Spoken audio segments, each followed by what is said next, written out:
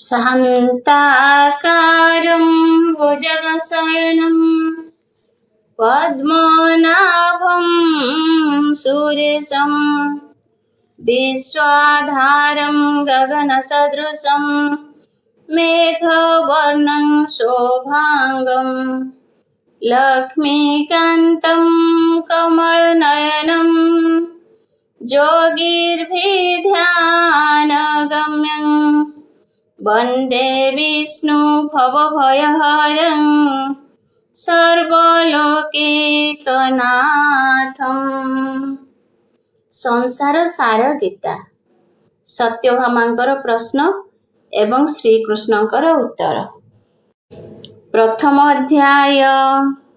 जय जय जगन्नाथ जगत ईश्वर, दुखी दुख निवारण भक्त सोदर, देवतांक हिते मंचे जन्म होइल, कंस केसी जामलादि असुर नासिल, गोपपुर रक्षा कल गोवर्धन धरी, अंधकु जे चक्षु देल प्रभु नरहरि, बसा बालकंकु हरि नेला वेदपति, निज अंगुजात कल केहि न जानती, राति अधे वृंदावने वंशी घेनी मिली, 16 सहस्र गोप तुले कल तुम्भे केली, एपरि अपूर्व माया तही भी आइल, गोपी के गोटिए कृष्ण तक्षणे होइल, भूत केली आदि कल नाना कौतुक, गोपालंकु मोहिल जे होइण बालक, तोहरी माया को प्रभु के जानी पारिब, महाजोगी शिव दिने करिण गरब, बोइले तो माया केड़े देखा नारायण, शुणी करी महामाया कले जे भियान, अपूर्व सुंदरी नारी रूप को धइल, नेत्र कोणे चाही करी शिवं को मोहिल, देखी करी शिव अंगे घारिला मदन,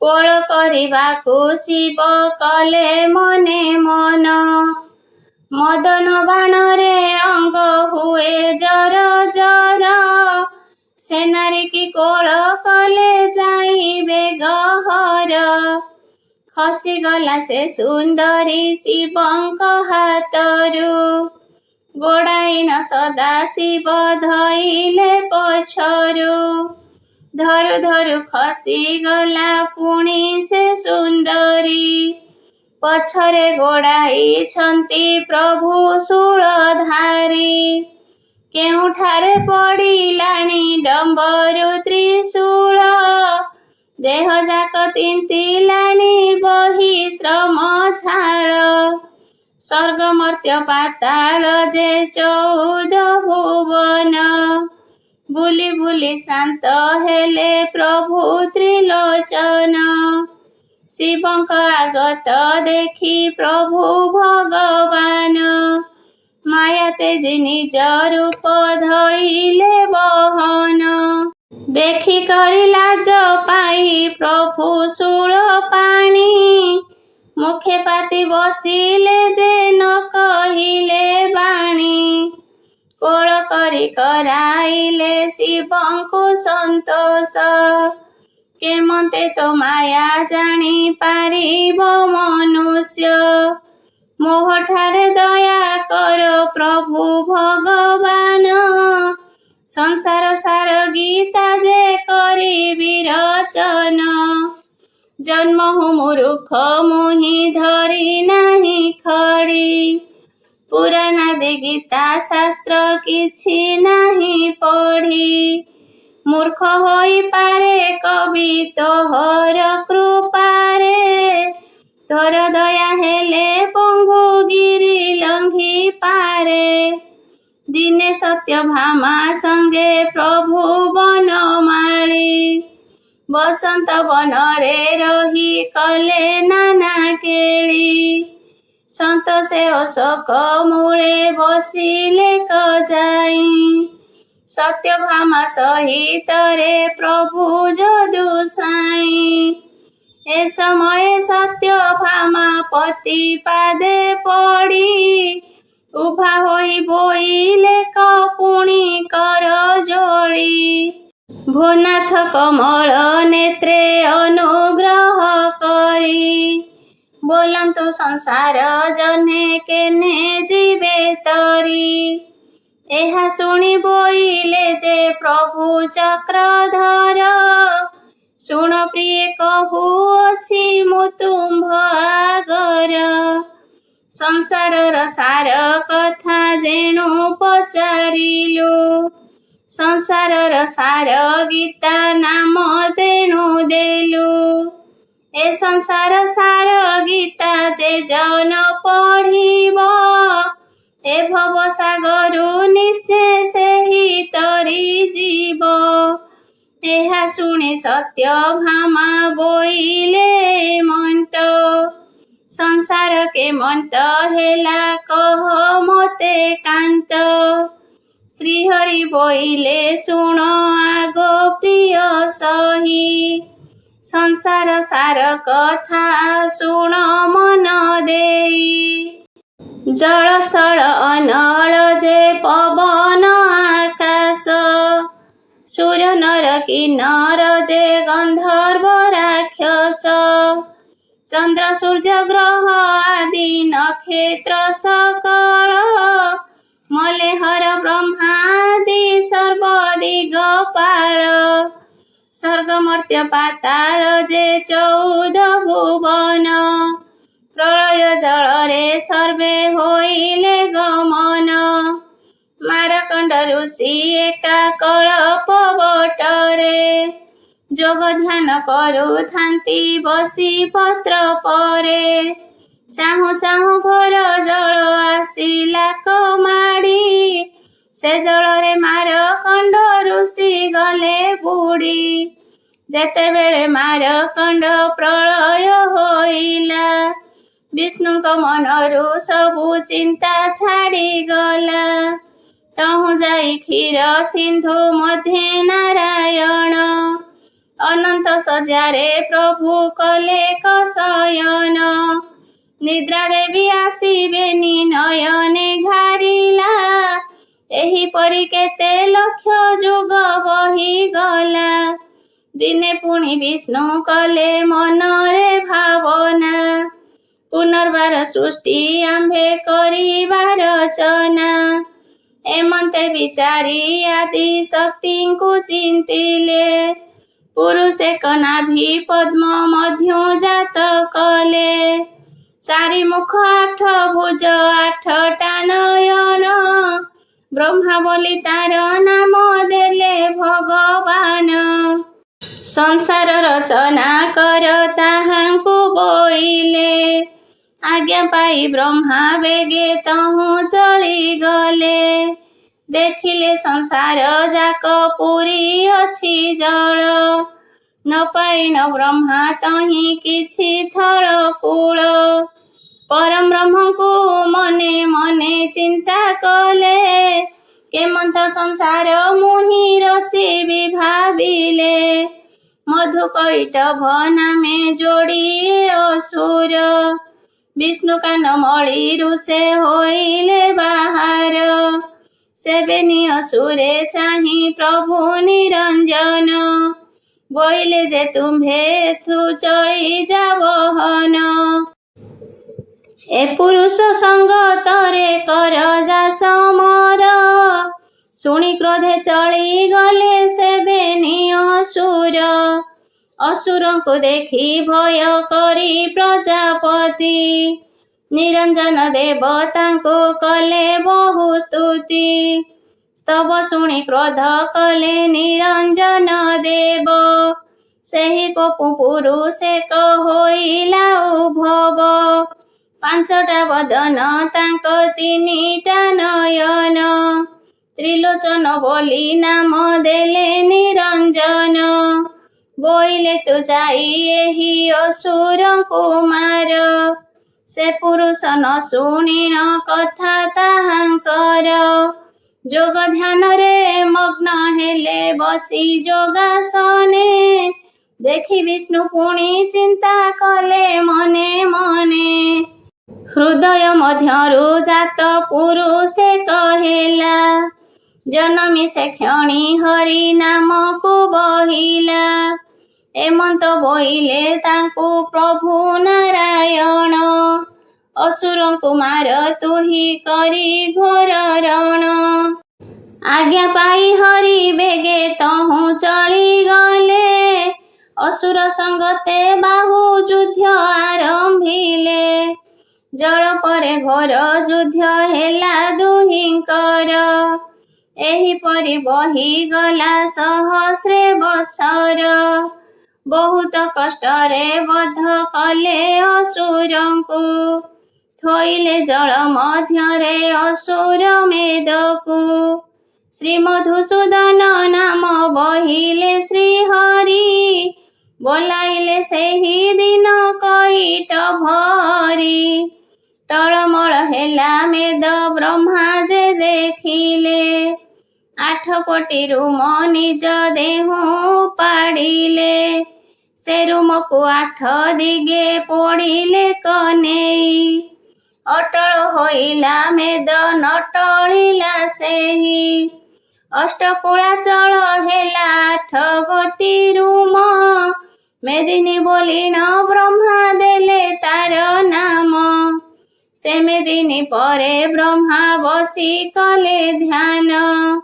रहिले ब्रह्मांक हृदय आसी नारायण आकार उकार आउ मकार को घेनी हिरण्य गर्भरु जात हेले हुतिनी एतिनी अक्षरु जन्म होइला ओंकार ए ओंकार जगत रे मूल निज सार ओंकार मध्यरु सबु वेद जनमिला ब्रह्मांक मुखरु वेद प्रकाश पाइला ऋग यजु साम पुणी अथर्व जे वेद केवल जानती ब्रह्मा ए चारिंक भेद शिशु वेद कथा अटे अत्यंत गुप्त महाजोगी शिव एका जानती ता तत्व से हिरण्य गर्भे पादु विश्व जनमिला द्वितीय पादरु स्वर्गपुर पूजिला तृतीय पादरु हेला पुरुष एक जात विराट पुरुष नामे हेला से ख्यात ओंकार पूजिला 50 अक्षर तहु पूजिला जंत्र तंत्र मंत्र सार वेद मंत्रे चतुर्मुख एक यज्ञ कले से यज्ञ पशु पक्षी आदि जनमिले वनगिरी वृक्ष लता देश ग्राम पुर सामवेद होम कले पुणी वेद वर तहु छंद ऋषि मुनि जनम बोइले पुणी छेली मेंढा गोरु अश्व जनमिले ऋग्वेद पढ़ी ब्रह्म देले आहुति सप्त ऋषि सिद्ध गण हेले उत्पत्ति यजुर्वेद मंत्र पढ़ी पुणी कले होम यक्ष रक्ष गंधर्वादि होइले जनम आहुति देले क ब्रह्मा अथर्व वेद रे गीतादि सर्वशास्त्र तहिरु बाहारे विराट पुरुष मुखु ब्राह्मण जनम दुई बाहु मूलु क्षत्र हेले उत्पन्न उर मधु वैश्य जाति जनम होइले शूद्र जाति से पुरुष पादु पूजिले मनरु चंद्रमा हेले सूर्य नयनरु जनमिले वायु प्राण बेनी श्रवणरु नाभि मध्यु अंतरिक्ष बदनु अनल ଶିର ମଧ୍ୟ ପୂଜିଲା ଭୁବନ ସକଳ। ଦିଗ ସବୁ ଜନମିଲେ ଶ୍ରବଣ ମୂଳରୁ। ମନ୍ତ୍ରେ ବ୍ରହ୍ମା ପକାଇଲେ ଅଗ୍ନି ମଧ୍ୟେ ଚରୁ। ସେହି ଯଜ୍ଞ କୁଣ୍ଡ ମଧ୍ୟ ବେଦ ଜନମିଲେ। କ୍ରମେ କ୍ରମେ ନର ନାରୀ ଜାତି ଜନମିଲେ। ଦକ୍ଷ ପ୍ରଜାପତି ତହୁଁ ହୋଇଲେ ଜନମ। ତାତହୁଁ 60 କନ୍ୟା ହେଲେ ଉତ୍ପନ୍ନ। ନର ନାରୀ ସଙ୍ଗମରେ ସଂସାର ହୋଇଲା। ପୃଥିବୀରେ ବୀଜ ପଡ଼ି ବୃକ୍ଷ ଉପୁଜିଲା। 56 କୋଟି ଯେ ଜୀବ କ୍ରମେ ହେଲେ ଜାତ। ସଂସାର ରଚନା କଥା କହିଲା ସଙ୍ଗାତ। ତୋହର ଭକତି ଦେଖି ଆଗୋ ପ୍ରାଣ ସହି। ଏ ଗୁପତ କଥା ତୋତେ କହିଲି ବୁଝାଇ। ଯେ ଜନ ଶୁଣିବ ଏହା ପଢ଼ି ଶୁଣାଇବ। ଏ ସଂସାରରେ ବାଧା ତାକୁ ନ ଲାଗିବ। ଏ ହରିଚରିତ କଥା ଅଟେ ସୁଧାରସ। ସବୁବେଳେ ପିଇବାକୁ ବାଞ୍ଚେ ମଧୁଦାସ। ଇତି ଶ୍ରୀ ସଂସାର ସାର ଗୀତାୟାଂ ଶ୍ରୀକୃଷ୍ଣ ସତ୍ୟଭାମା ସମ୍ବାଦେ ସଂସାର ରଚନା ବର୍ଣ୍ଣନେ ନାମ ପ୍ରଥମ ଅଧ୍ୟାୟ। ଦ୍ୱିତୀୟ ଅଧ୍ୟାୟ। ସତ୍ୟଭାମା ଉବାଚ। ଶୁଣି ଦେବୀ ସତ୍ୟଭାମା ହୋଇଲେ ସନ୍ତୋଷ। ଉଦ୍ଧାର କରନ୍ତୁ ମୋତେ ପ୍ରଭୁ ପିତବାସ। ଏତେ ବୋଲି ପ୍ରଭୁଙ୍କର ଚରଣ ଧୋଇଲେ। ସେହି ପାଦ ଉଦକକୁ ଆନନ୍ଦେ ପିଇଲେ। କରପତ୍ର ଯୋଡ଼ିନ ଯେ ଦେବୀ ସତ୍ୟଭାମା। ମୋ ମନୁ ସଂଶୟ ଫେଡ଼ ପରମ ଉତ୍ତମା। କାହୁଁ ଆସି ଯିବ ଏଥି ହୋଇଲା ଜନମ। କେଉଁଠାରେ ଦେହରେ ରୁହଇ ପରମ। ଜୀବର ଗତି କି ତୁମ୍ଭେ କହ ବାସୁଦେବ। ସଂସାରର ଭଲ ମନ୍ଦ ସମସ୍ତ କହିବ। ମନୁଷ୍ୟ ଜନ୍ମର କଥା କହ ଯଦୁ ସାଇଁ। ନରକ ଯାତନା ଭୋଗ କରେ କାହିଁ ପାଇଁ। ଏହା ମୋତେ ସଂକ୍ଷେପିଣ କହ ପିତବାସ। ତୁମ୍ଭ ମୁଖ ଶୁଣି ମନ ହୋଇବ ସନ୍ତୋଷ। ସତ୍ୟଭାମା ମୁଖ ଚାହିଁ ପ୍ରଭୁ ଜଗନ୍ନାଥ। ବୋଇଲେ ତୁ ଅଟୁ ମୋର ପ୍ରାଣର ସଙ୍ଗାତ। ସଂସାରର ଭଲ ମନ୍ଦ ପଚାରିଲୁ ସହି। ପଦେ ପଦେ କରି ତୋତେ କହିବା ବୁଝାଇ। ଜୀବନ ଉଦ୍ଧାର ଗତି ପଚାରିଲୁ ମୋତେ। ବୁଝାଇ କହିବା ତୋତେ ଶୁଣ ଏକ ଚିତ୍ତେ। ଜୀବ ଯେତେବେଳେ ମାତା ଗର୍ଭେ ସମ୍ଭବଇ। ସୁବୁଦ୍ଧି କଥାକୁ ଶୁଣି ସେ ହୁଆ ଚରଇ। ଯେବେ ମୁହିଁ ଯାଇ ଜନ୍ମ ହେବି ସଂସାରରେ। କରିବଇ ସେବା ସାଧୁ ସିଦ୍ଧ ନିରନ୍ତରେ। ଏମନ୍ତ ବିଚାରି ଗର୍ଭେ କରୁଥାଇ ସେହି। ମାତା ଗର୍ଭେ ବୋଲୁଥାଏ ତ୍ରାହି ଭାବଗ୍ରାହୀ। ଯେତେବେଳେ ଜନ୍ମ ହୁଏ ସେହି ଭବ ମଧ୍ୟେ। ପାଶୋରୋଇ ତାହା ଶୁଣି ନ ବୋଲଇ ପଦେ। ଭବାନବେ ପଡ଼ି ତାର ହେତୁ ବୁଡ଼ି ଯାଇ। ଗାରିମାପଣକୁ ବହି କରଇ ବଢ଼ାଇ। ଗୁରୁଙ୍କୁ ଛାଡ଼ିଲେ ସେ ହୁଟି ନାମକୁ ଛାଡ଼ଇ। ସତ କଥା ଛାଡ଼ି ସେ ହୁ ଅସତ୍ୟକୁ ଯାଇ। ମନ୍ଦ କଥା ମାନ କରେ କରେ କଳି ଦ୍ୱନ୍ଦ। କୁଟୁମ୍ବ ପୋଷଣ ସେ ହୁ କରେ ସବୁ ଫାନ୍ଦ। ପୁଣ୍ୟ କଥା ଛାଡ଼ି ପାପ କଥା ଚରଇ। ଦେହ ଛାଡ଼ି ଯିବା କଥା ମନେ ନ ପଡ଼ଇ। ଦଣ୍ଡାକୁ ତାଡ଼ିନ ସେ ହୁ ଫନ୍ଦା ଯେ କରଇ। ବହୁତ ଫଳିତ ବୋଲି ମନେ ବିଚାରଇ। ମୂଳ ବୁଡ଼ି ଯାଇ ସବୁ ନ ହୁଅଇ ତାହା। ଧାନ ଖଣି ନାଶ ଗଲେ ବୋଲେ ଆହା ଆହା। ପାଣି ଲାଗି ଧାନ ଖଣି ପଚି ସଢ଼ି ଯାଏ। କୁଟୁମ୍ବଙ୍କୁ ନିରୋଧଇ ନଦିଏ ଗୋଟିଏ। କୁଟୁମ୍ବେ କଷଣ ଦିଏ ବନ୍ଧୁ ଭାବ ନାହିଁ। ବିକା କିଣା କରୁଥାଏ ମିଛ ଭାବ ବହି। ତହିଁରେ ମାତର ସେହି ଦିନୁ କେତେ ପୁଣ। କରୁଥାଏ ମନେ ମନେ ପୁଣି ବଡ଼ ଟାଣ। ପାପ କଥା ଗୋଟାକୁ ଯେ ଦଣ୍ଡେ ନ ଛାଡ଼ଇ। ବୁଢ଼ା ହୋଇଯାଏ ତାର ଚକ୍ଷୁ ଅନ୍ଧ ହୋଇ। ଏହି ମତି ହୋଇ ନ ସେ ଘରେ ପଡ଼ିଥାଏ। କୁଟୁମ୍ବଙ୍କ ଠାରୁ ବହୁ ଭର୍ସନା ସେ ପାଏ। ଏହିପରି ଦିନା କେତେ ଆତଯାତ ହୋଏ। ସମୟ ହୋଇଲେ ପୁଣି ଜୀବ ଛାଡ଼ିଯାଏ।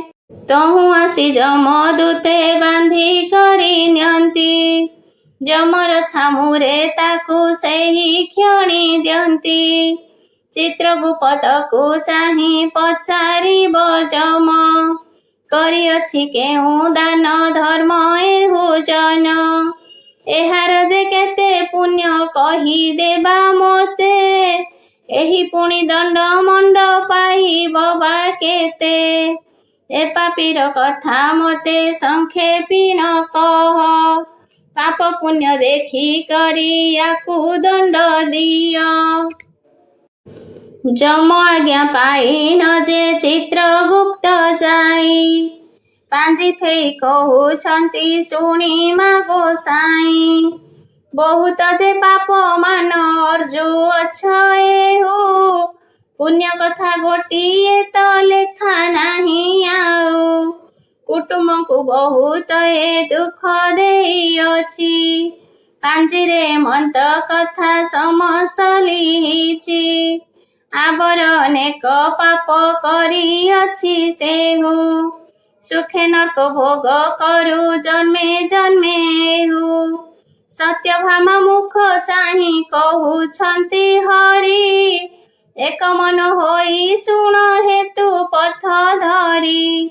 ଏହା ଶୁଣି ସତ୍ୟଭାମା ପୁଣି ପଚାରଇ। ଏଠାରେ ସନ୍ଦେହ ମୋତେ ଲାଗିଲା ଗୋସାଇଁ। ବୋଲଇ ଯେ ଜନ୍ମେ ଜନ୍ମେ ନର୍କ ଭୋଗ ହେବ। ଏସନକ କଥା ଫେଡ଼ି କହ ବାସୁଦେବ। ତୁମ୍ଭ ମୁଖ ଶୁଣିଲେ ମୁଁ ଯିବଇଁ ପରତେ। ବୁଝାଇ କହିବ ନାଥ ଏହି କଥା ମୋତେ। ଶ୍ରୀହରି ବୋଲନ୍ତି ତୁମ୍ଭେ ଶୁଣ ଗୋ ଭବାନୀ। ପଚାରିଲୁ ଯାହା ସତ୍ରାଜିତର ଦୁଲଣୀ। ସୁଖେ କେହ୍ନେ ନର୍କ ଭୋଗ ପ୍ରାଣୀ ଯେ କରଇ। ଜନ୍ମେ ଜନ୍ମେ କରେ ଭୋଗ କହୁଛି ବୁଝାଇ। ପାପକୁ ବହୁତ ଦଣ୍ଡ ଯମଦୂତେ ଦିଅନ୍ତି। ପାପ ପୁଣ୍ୟ ବୁଝିବାକୁ ନରକେ ପକାନ୍ତି। ଜନମ ହୁଅଇ ତହୁଁ ନିଚ କୂଳେ ଯାଇ।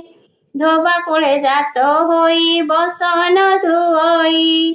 ଅପ୍ରତିଷ୍ଠା ଲୁଗା ମାନ କାନ୍ଧେ ବହି ନିଏ। ଆମ୍ଭର ଜୀବିକା ବୋଲି ମନେ ହସୁଥାଏ। ଦିନ କାଳ ବଞ୍ଚୁଥାଏ ମନ୍ତ ପ୍ରକାରେ। ମଦ ମାଂସ ଖାଏ କିଛି ମନେ ନ ବିଚାରେ। ନିଜ ବନ୍ଧୁ ବାନ୍ଧବଙ୍କୁ ନିମନ୍ତ୍ରଣ ଆଣି। ମଦ ମାଂସ ଭୋଗ କରେ କୁଟୁମ୍ବକୁ ଘେନି। ଦୁଃଖ ବୋଲି ତାହାକୁ ଯେ ନ ଘେନଇ ମନେ। ଆନନ୍ଦରେ ନର୍କ ଭୋଗ କରଇ ଏସନେ। ନର୍କ ଭୋଗ କଥା ତୁମ୍ଭେ ପଚାରିଲ ମୋତେ। ପଦେ ପଦେ ବୁଝାଇ ନ କହିଦେଲି ତୋତେ। ପଚାରନ୍ତି ଶ୍ରୀକୃଷ୍ଣଙ୍କୁ ଚାହିଁ ସତ୍ୟଭାମା। ଆହୁରି କଥାଏ ମୁହିଁ ପଚାରଇ ସିନା। ଗର୍ଭେ ଥାଇ ଜୀବ ଯାହା ମନେ ବାଞ୍ଛା କଲା। ସେ କଥା ଗୋଟିକୁ ମନୁ କେମନ୍ତେ ଛାଡ଼ିଲା। ଏହା ମୋତେ ଫେଡ଼ି କରି କହ ବାସୁଦେବ। तब मुख शुणी मोर पाप ध्वंस हेब। जगन्नाथ कहुछंती सत्यभामा साही, एथिर चरित्र तोते कहिबा बुझाई। एही जीव जेतेबेले मातृगर्भे थिला, परमता संगे नाही आड़ होइगला।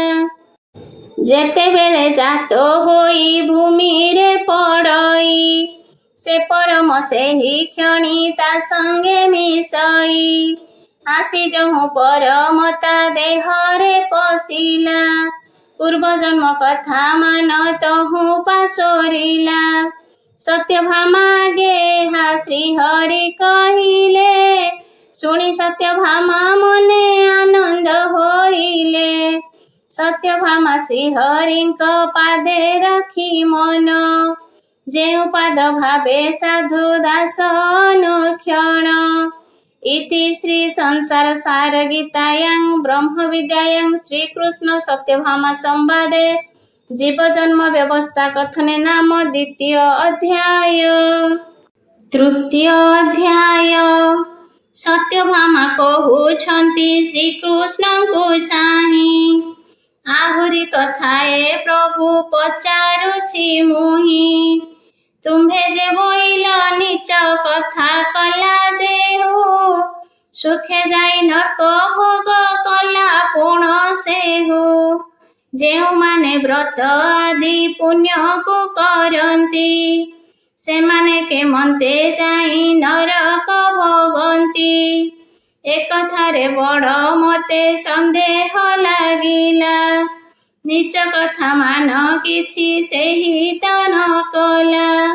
श्रीकृष्ण बोइले पुणी एकथा शुणिन, व्रत मु करई मने तार बड़पण। सेही कथा मान पाई लोकंकु कहई, आसरे जीवात्मा को जे दहिर्य कराई। पूर्व जन्म कथा गोटा भोग करुथाए, मने मने ताहार जे बड़पण होए। एणे पाप हेब बोली पुणी न पारई, सेही धन मदिरारे थाए भोळ होई। बंदी करी काहागे सेबे न कहिब, ताहार बहुत पुण्य निश्चय होइब। बड़ीमा पणकु बंदी जेबे जे कहई, व्रत फल नाश जाई पातक होई। ताहाकु से पाप केबे नु होई से पार, नरक गुंजी थाई सेहु जन्म जन्मांतर।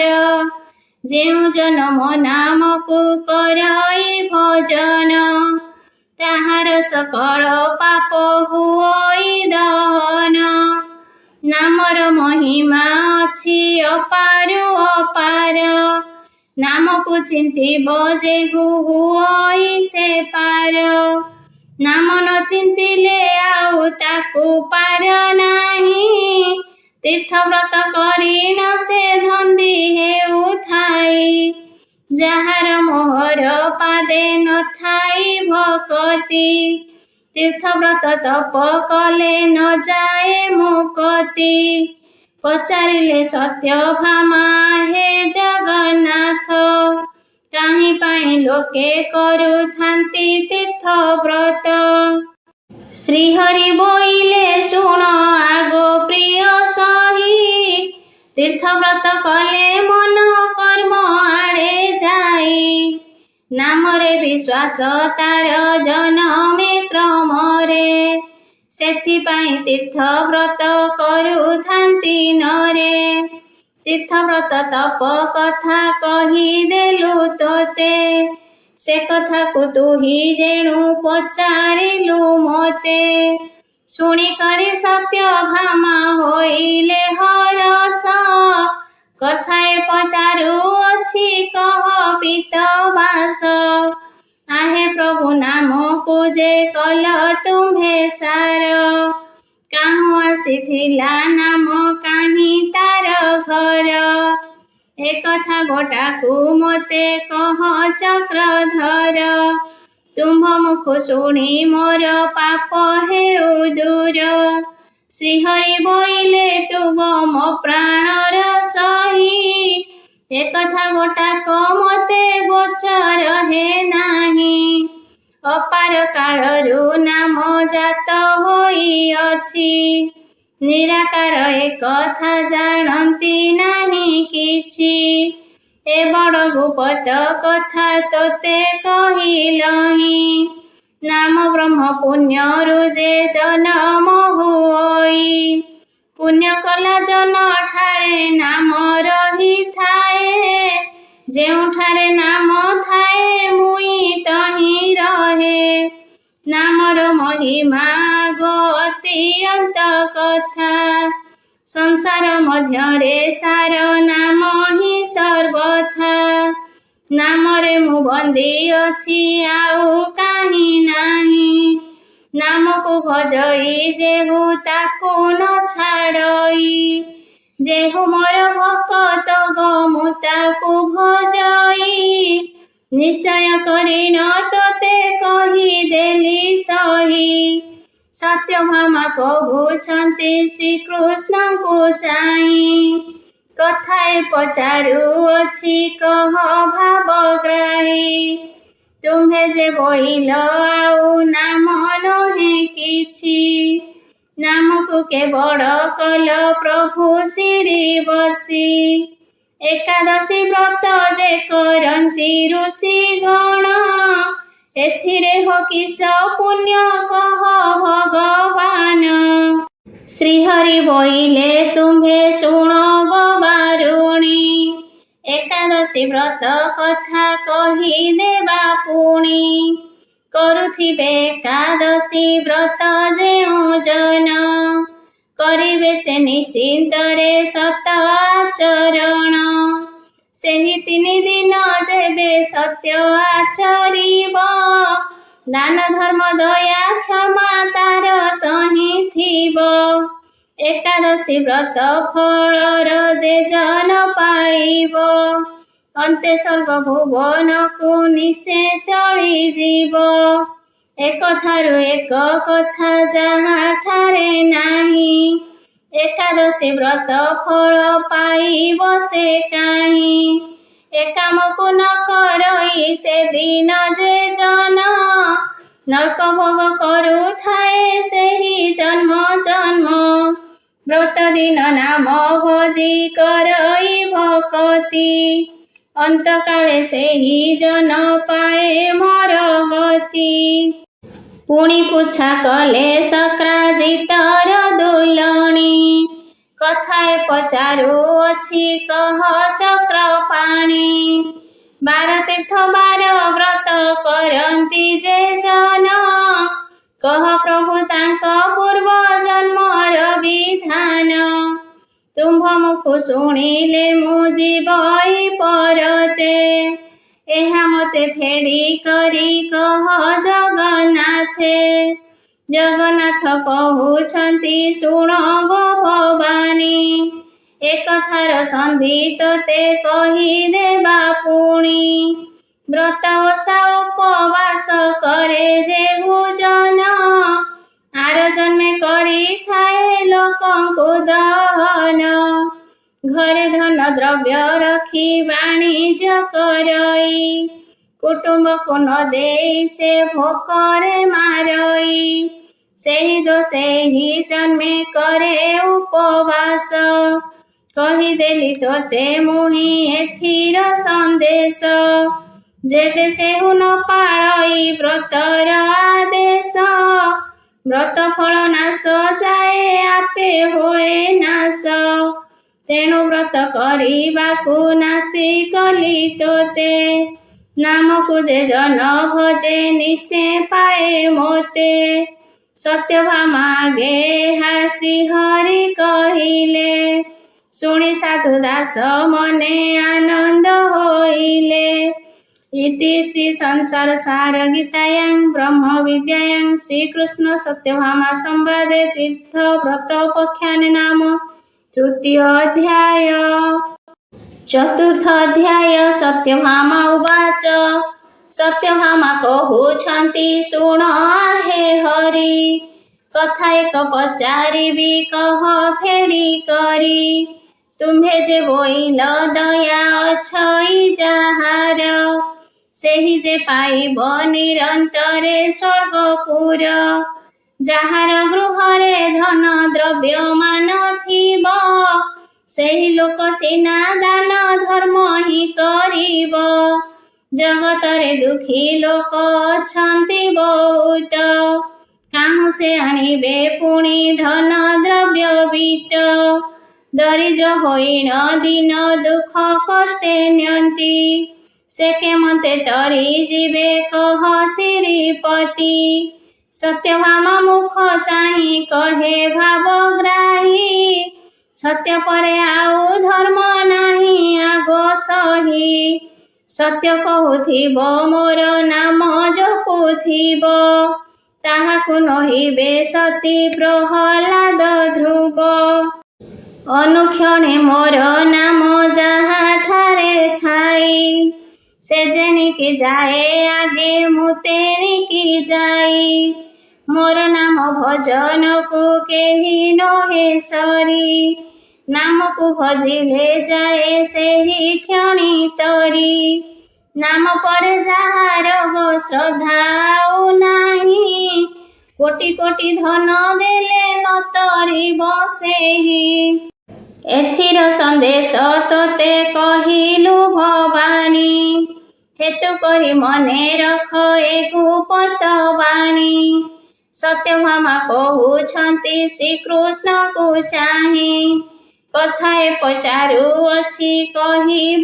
गोसाई चैत्र शुक्ल पक्ष अष्टमीर दिन फिटिरे फोड़ाइन जे हो बुले ग्राम ग्राम एकथारे किस पुण्य कह भगवान किपाई से पिठी फोड़ी हुई दहन एथिर चरित मते कह पितवास तुम्भ मुख शुणिले मु होइबि संतोष सत्यभामा मुख चाहि कहे वासुदेव पूर्व जन्म कथा गोटियान के करिब ए कथा को बुझाई न कही देबा तोते पदे पदे करी जेणु पचारिलु मोते पिठी फोड़ी कल बल हुए जेउ जन तार पूर्व जन्म कथा शुण देई मन श्रीहरि बोइले तुम्भे शुण भवानी गोटिए अछई एथि अपूर्व कहानी जेउ कथा होई गला त्रेतया जुगरे ताहा कहुछि मो सखी तोहर आगरे मधुपुर बोली करिथिला एक ग्राम माधव अटई जान से राजार नाम से राजार चरित जे कहिबि बुझाई आगो सत्यभामा तुम्भे शुण मन देई से राजार चौकिया नाम शुण सही वासुदेव जेना तही चौकी दियई रात्र उजागर होई राजा सन्निधाने तरबारी धरी जगी रहे प्रतिदिने राजराणी निद्रा जान्ति पलंक उपरे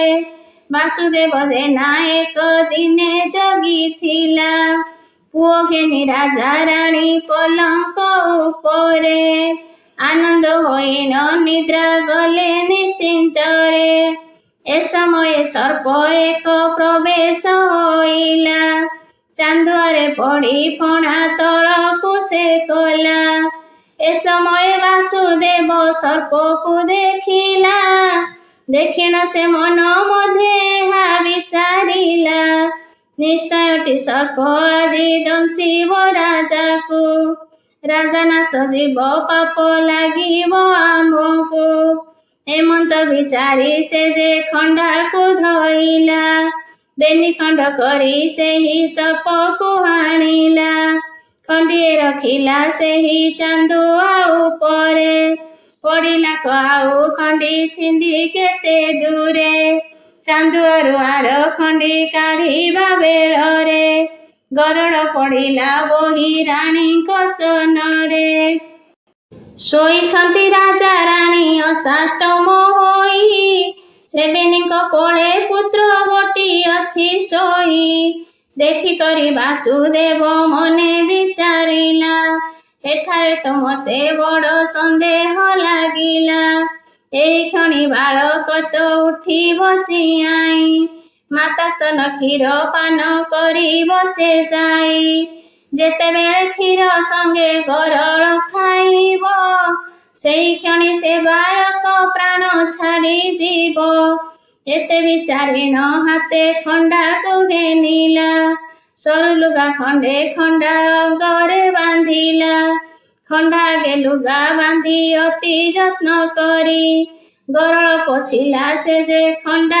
ଅଗ ଧରି ସେ ସମୟ ରାଣୀଙ୍କର ନିଦ୍ରା ଯେ ଭାଙ୍ଗିଲା ଧଡ଼ଫଡ଼ ହୋଇ ରାଜା ଉଠି ସେ ବସିଲା ବୋଇଲାରେ ପାମର ତୁ ମନ୍ଦ କର୍ମ କଲୁ ପାଟ ମହାଦେଇଙ୍କି ତୁ କେମନ୍ତେ ଛୁଇଁଲୁ ଏତେ ବୋଲି ରାଜା ମନ୍ତ୍ରୀ ଗଣକୁ ଜେରାଇ ବୋଇଲେ ଦୋରେ ହାକୁ ହାଣି ପକା ନେଇ ବାସୁଦେବ ଜେନା ଯେତେ ପ୍ରକାରେ କହିଲେ ତାହା କଥା ନ ଶୁଣିଲେ ତାକୁ ଘେନି ଗଲେ ନୂଆ ବସ୍ତ୍ର ପିନ୍ଧାଇଣ ପାତ୍ର ମନ୍ତ୍ରୀ ନେଲେ ଫୁଲ ଧଣ୍ଡା ମାଳ ତାର ଗଳେ ଲମ୍ବାଇଲେ ବାଦ୍ୟକାର ଡକାଇଣ ବାଦ୍ୟ ବଜାଇଲେ ଡେଙ୍ଗୁରା ଦେଇଣ ଦାଣ୍ଡେ ଦାଣ୍ଡେ ବୁଲାଇଲେ ଗ୍ରାମ ଦେବତୀଙ୍କ ପାଶେ ତାହାକୁ ଥୋଇଲେ କଟୁଆଳ ହାତରେ ଯେ ହାଣି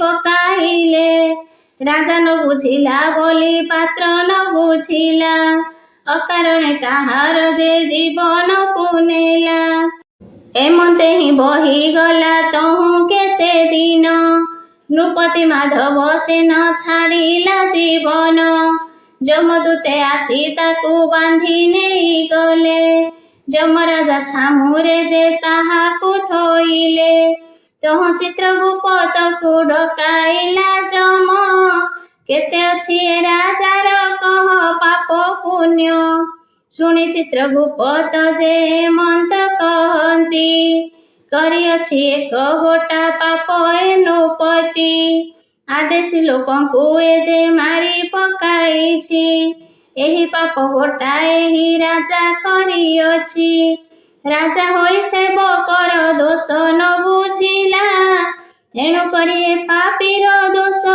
ଯେ ହୋଇଲା ଯମରାଜା ବୋଇଲା ହେ ରାଜା ତୁ ହି ଶୁଣ ଜନମ ହୋଇବୁ ତୁ ହି ନିଚ କୂଳେ ପୁଣ ସତ ଜନ୍ମେ ନିଚ କୂଳେ ଜନମ ହୋଇବୁ ପିଠି ଫୋଡ଼ାଇବୁ ତୁ ହି ଟଙ୍ଗା ହୋଇଥିବୁ ଦେବୀ ଯାତ୍ରା ପରେ ଯାଇ ଉକୁଚା ହୋଇବୁ ଏହି ମତି ସତେ ଜନ୍ମ ଦଣ୍ଡ ତୁ ପାଇବୁ ଏଣୁ ଜନ୍ମେ ଜନ୍ମେ ପିଠି ଫୋଡ଼ାଇ ନଥାନ୍ତି ତ ଆଗେ କହିଲି ଏହା ଗୋ ପ୍ରିୟବତୀ ସତ୍ୟଭାମା କହୁଛନ୍ତି ଶୁଣ ଆହେ ହରି ଆହୁରି କଥା ହେ ମତେ କହ ଫେଡ଼ି କରି ସେହିଦିନ ଯେଉଁ ସ୍ତ୍ରୀ ଏ ବ୍ରତ କରନ୍ତି ପିଠି ଫୋଡ଼ାଇଣ ପୁଣି ଭାତ ଯେ ଭୁଞ୍ଜନ୍ତି ଏହାର ଯେ ଫଳ ଗୋଟା କହ ଶ୍ରୀପତି ସେହିଦିନ ସ୍ତ୍ରୀ କିମ୍ବା ସେ ବ୍ରତ କରନ୍ତି ଶ୍ରୀହରି ବୋଇଲେ ତୁମ୍ଭେ ଶୁଣ ପ୍ରାଣ ସହି କଥାର ତ ସନ୍ଧି ମତେ ପଚାରିଲୁ ତୁହି ଆର ଜନ୍ମେ ସେଇ ସ୍ତ୍ରୀ ତାଙ୍କ ମହାଦେଇ ତେଣୁ କରି ବ୍ରତ ସେହୁ କରେ ତାଙ୍କୁ ଛୁଇଁ ଦୋଚାରୁଣୀ ଜାଣ ସେହି ସ୍ତ୍ରୀ ଅଟନ୍ତି ସ୍ୱାମୀ ସେବା ନ କରିଣ ବ୍ରତ ଯେ କରନ୍ତି ଭୁଞ୍ଜନ୍ତି ସେମାନେ ପୂର୍ବ କର୍ମ ଦୋଷ ମାନ ସ୍ତ୍ରୀଙ୍କର ସ୍ୱାମୀ ସେବା ଅଟଇ ପ୍ରଧାନ ଯେଉଁ ସ୍ତ୍ରୀ ସ୍ୱାମୀ ସେବା ନିରନ୍ତର କରେ ଅନୁବ୍ରତ ଲକ୍ଷ୍ମୀ ଦେବୀ ଥାନ୍ତି ତାହାଠାରେ ସୁଲକ୍ଷଣୀ ବୋଲି ସେହି ସ୍ତ୍ରୀ କି ଜାଣିବ କହିଲେ ସେ ସତ୍ୟଭାମା ଆଗେ ବାସୁଦେବ। ଶୁଣିଦେବି ସତ୍ୟଭାମା କୃତ୍ୟ କୃତ୍ୟ ହୋଇ, ଶ୍ରୀକୃଷ୍ଣଙ୍କ ପାଦ ତଳେ ପଡ଼ିଲେ କଜାଇ।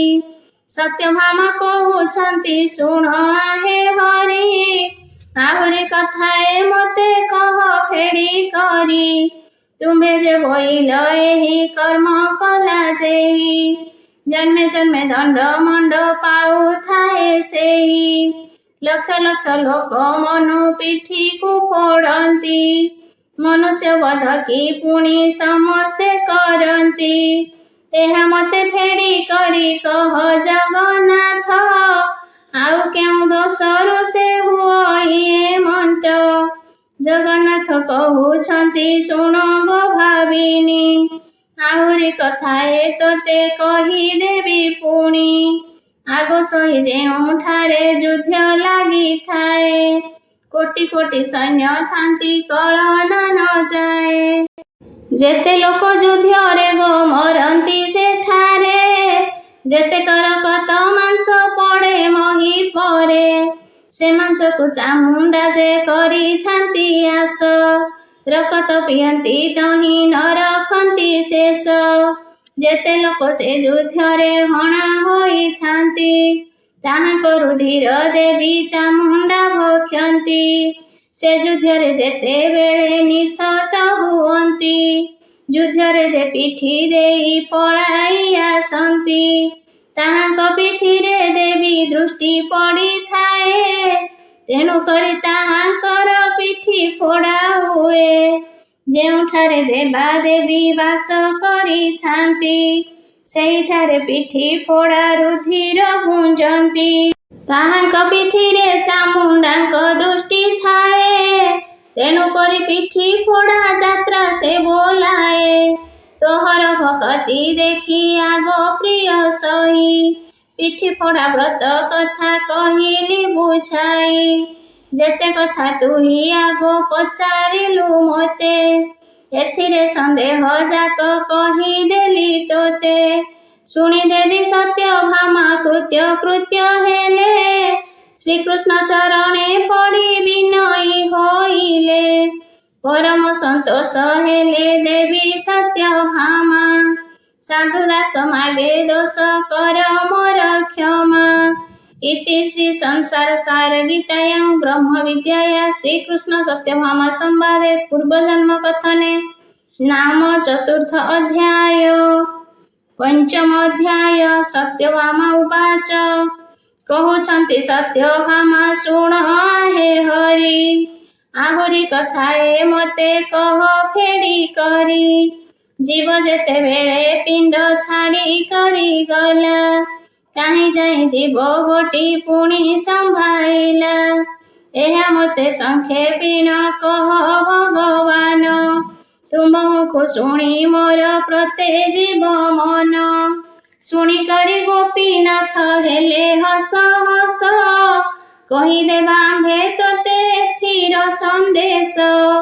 ଜୀବର ଯେ କଥା ଗୋଟି ପଚାରିଲୁ ତୁହି, ଏଥିର ତଦନ୍ତ ତୋତେ କହିଦେବା ସହି। ଯେତେବେଳେ ଜୀବ ପିଣ୍ଡ ଛାଡ଼ି କରି ଗଲା, ଆନ ପିଣ୍ଡ ମଧ୍ୟରେ ଯାଇ ସେହି ବିଶ୍ରାମିଲା।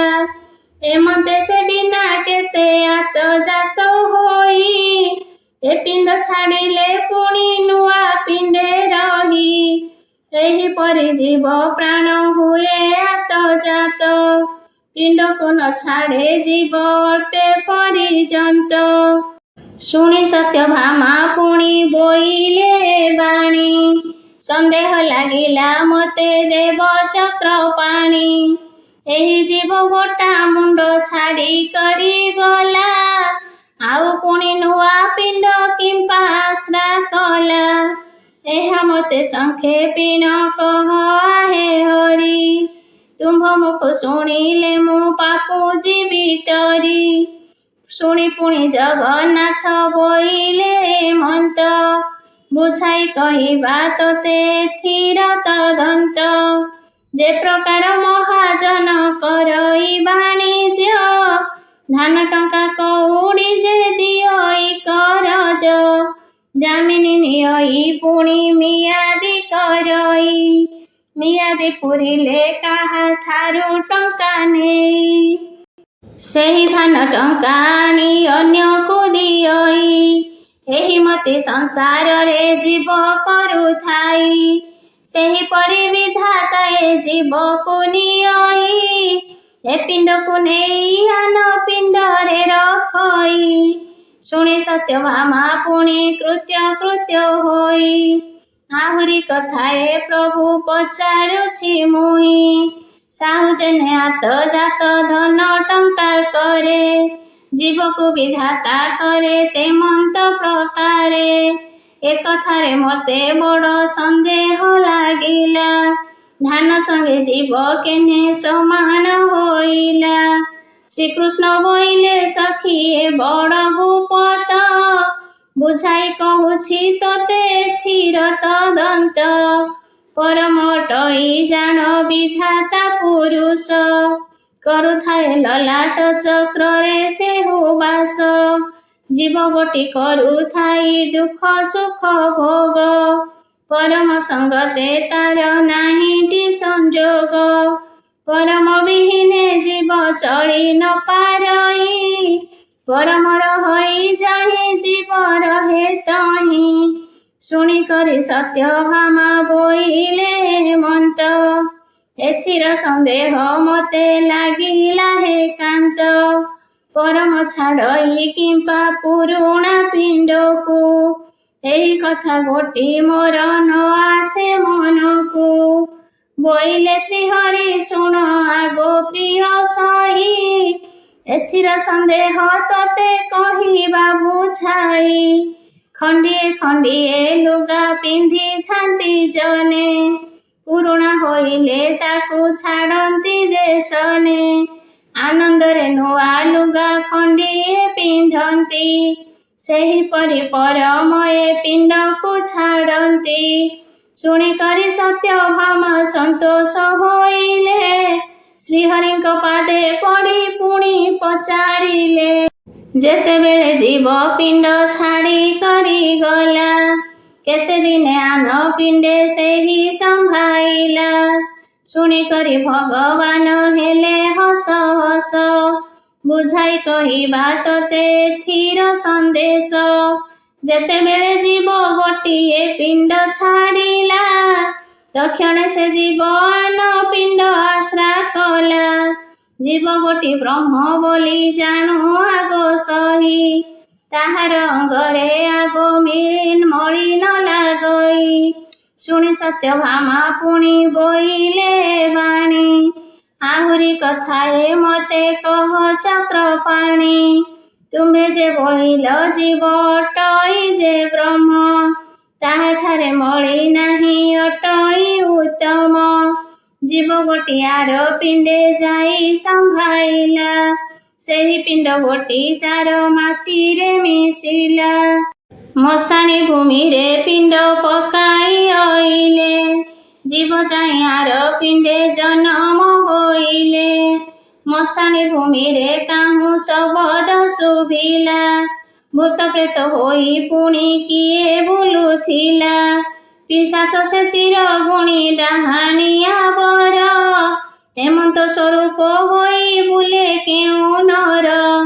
ଏହା ମତେ ଫେଡ଼ି କରି କହ ଭଗବାନ, ତୁମ୍ଭ ମୁଖ ଶୁଣିଲେ ଯେ ପ୍ରତେ ଜୀବ ମନ, ସତ୍ୟଭାମା ଠାରୁ ଯହୁଁ ଶୁଣିଲେ ମୁରାରି, ବୋଇଲେ ଗୋ ଶୁଣ ଶକ୍ରାଜିତର କୁମାରୀ, କଥାର ସତ ସନ୍ଧି ତୁହି ପଚାରିଲୁ ମତେ, ପଦ ପଦ କରି ବୁଝାଇ ନ ଦେବା ତୋତେ, ଏଥିର ତଦନ୍ତ ତୁହି ଶୁଣ ଭଲ କରି, ଜୀବ ଗଲା ପିଣ୍ଡକୁ ଯେ ମୁଖେ ଛାଡ଼ି କରି, ରହିଲେ ପ୍ରକୃତି ଗଣେ ପିଣ୍ଡକୁ ଆଦରି, ମଶାଣି ଭୂମିକୁ ଯାଇ ରହିଲେ ଆପରି, ଯାହାର ପ୍ରକୃତି ଗଣ ଦୁଷ୍ଟ ହୋଇଥାନ୍ତି, ସେ ପ୍ରକୃତ ଗଣ ଭୂତ ପ୍ରେତ ଆଦି ହୁଅନ୍ତି, ତେଣୁ କରି ଜୀବ ସଙ୍ଗେ ନ ଗଲେ ସେମାନେ, ମଶାଣିରେ ଭ୍ରମନ୍ତି ସେ ଶୂନ୍ୟ ଅନୁକ୍ଷଣେ, ଯାହାର ପ୍ରକୃତି ଅତି ସନ୍ଥ ହୋଇଥାଏ, ସେ ପ୍ରକୃତି ଜୀବ ସଙ୍ଗେ ମିଶି ଚାଲିଯାଏ। ଏ ସନ୍ଦେଶ କହିଦେଲୁ ଶୁଣ ଗୋ ଭାବିନି, ବୁଲୁଥାନ୍ତି ଅତି ଦୁଷ୍ଟ ପ୍ରକୃତି ଏ ପୁଣି। ଶୁଣି ସତ୍ୟଭାମା ଦେବୀ କହନ୍ତି ଦଇନି, ଆହୁରି କଥାଏ ମୋତେ କହ ଚକ୍ରପାଣି। ପିଣ୍ଡରୁ ଛାଡ଼ି ନ ଯିବ ଏକା ହୋଇଗଲା, ପୁଣି ଯାଇ ଆର ପିଣ୍ଡେ ଜନମ ହୋଇଲା। ପ୍ରକୃତି ଏ ଜୀବର ସଙ୍ଗରେ ନ ଗଲେ, ଜୀବ ଛାଡ଼ି ପ୍ରକୃତି ଏ କେମନ୍ତେ ରହିଲେ। ଏହା ମୋତେ ସଂକ୍ଷେପୀନ କହ ମହାବାହୁ, ପ୍ରକୃତି ଅଇଲା ପୁଣି ଜୀବ ସଙ୍ଗେ କାହୁଁ। ଶୁଣିନ ଯେ ଭଗବାନ କହୁଛନ୍ତି ବାଣୀ, ମନ ଦୃଢ଼ କରି ଧର ଆଗ ସଙ୍ଗାତୁଣୀ। ଗୋଟିଏ ମଞ୍ଜିରୁ ଗଛ ଗୋଟିଏ ହୋଇଲା, ଡାଳପତ୍ର ଶାଖା ଦେଇ ଭୂମିରେ ବଢ଼ିଲା। ଏହି ମତେ ପ୍ରକୃତି ଏ ଜୀବ ସଙ୍ଗେ ଥାନ୍ତି, ଜନମ ହୋଇଲା ଦିନୁ କ୍ରମରେ ବଢ଼ନ୍ତି। ଶୁଣିକରି ସତ୍ୟଭାମା ସନ୍ତୋଷ ହୋଇଲେ, ଶ୍ରୀହରିଙ୍କ ପାଦ ପଦ୍ମ ତଳରେ ପଡ଼ିଲେ।